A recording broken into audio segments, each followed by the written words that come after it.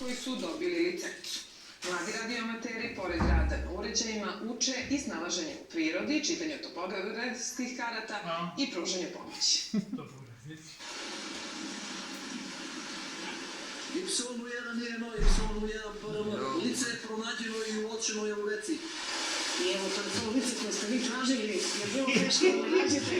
Svaka potraga je naravno teška na terenu i u planinskim uslovima, ali eto, uspjeli smo da vas lociramo i da vas pronađemo. Sava! Dobro, niste se ja nešto sakravimo, tako? Lako vas je pronaći, da.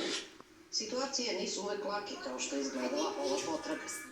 Mladi radioamateri na Staroj planini uče da u planinskim uslovima i na nepristupačnim terenima pruže neophodnu pomoć. Pa, ovo je veoma dragocen trenutak zato što mi je ovo prvi put da sam na terenu. Najmizanimljiviji radovi na stanici ovde i zbog toga najviše sam ušati. Jesi imao prilike da kontaktiraš sa kolegama radioamaterima? Jesam. Kontaktirali smo iz Azije, iz Evrope. Šta ti držiš to u ruci? Radio stanica. A šta radiš ti sa radio stanicom? Pričam S kim pričaš? sa svim gledom.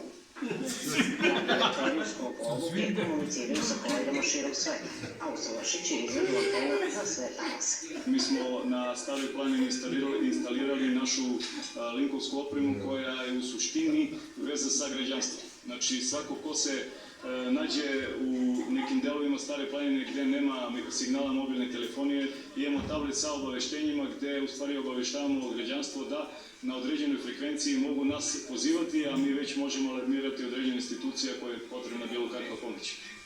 U vreme digitalne tehnologije još uvek postoji interesovanje za staru dobru analognu tehniku, jer, kako nam rekoše radioamateri, kad sve druge veze zataje, njihov signal može da spasi živote. Dok si imao kurs u radio klubu, dole. Dobro je, majstori. Za 2 minuta da sve...